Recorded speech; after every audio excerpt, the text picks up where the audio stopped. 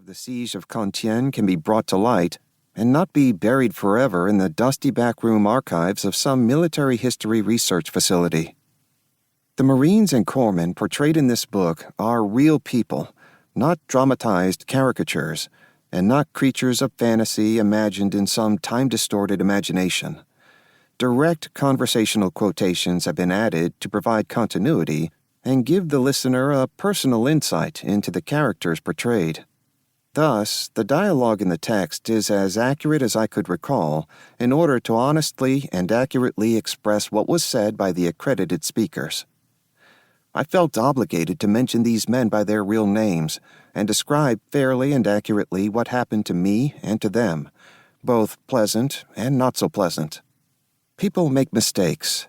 Others are less than brave, sometimes. Marines are human, not robots, and I chose to describe our ordeal at Con Thien with real people, not robots or stereotypical Marines. I hesitated to criticize or second-guess decisions made in the confusion of combat by exhausted Marines operating under profound stress.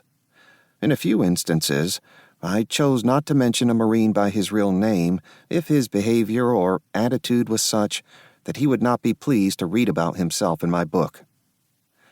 Throughout this narrative, I share my most personal thoughts, fears, and frustrations because, to fully grasp the enormity of the fierce struggle for Con Thien, that story needs telling through the perspective of personal experience. Despite any impediments to official accuracy inherent in this writing style, it does allow for the listener to share vicariously the ultimate experience of combat. This is a story of courage under fire by young Americans being led by career non-commissioned officers, NCOs, and officers from an earlier generation. All of them were well aware that most civilians back home were neutral at best, and that some were openly hostile to their cause. Still, they carried out orders, called their officers sir, and gave their best efforts to be good Marines, even at the risk of sacrificing all of their tomorrows. James H. Webb, Jr., a highly decorated Marine officer who served in Vietnam as a rifle platoon leader, company commander, and later as Secretary of the Navy, captured that sentiment best when he wrote, "When I remember those days and the very young men who spent them with me, I am continually amazed, for these were mostly recent civilians barely out of high school, called up from the cities and farms to do their year in hell and then return. Visions haunt me every day, not of the nightmares of war, but of the steady consistency with which my Marines faced their responsibilities, and of how uncomplaining most of them were in the face of constant danger. The salty, battle-hardened 20-year-olds teaching green 19-year-olds the intricate lessons of that hostile battlefield. The unerring skill of the young squad leaders as we moved through unfamiliar villages and weed-choked trails in the black of night. The quick certainty with which they moved when coming under fire. Their sudden tenderness when a fellow Marine was wounded and needed help. Their willingness to risk their lives to save other Marines in peril.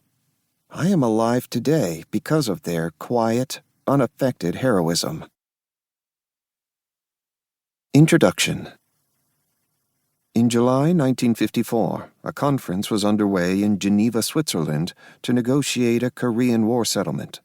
In attendance were the Big Four, the United States, Great Britain, the Soviet Union, and France, plus representatives from Communist China and North and South Vietnam.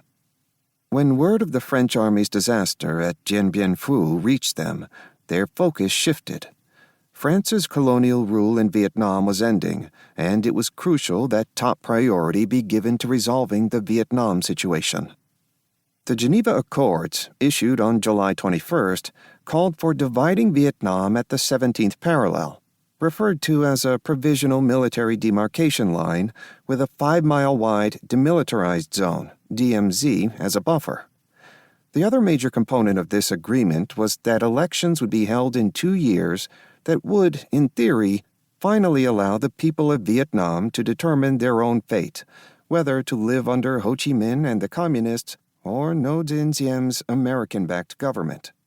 But President Diem had no intentions of following.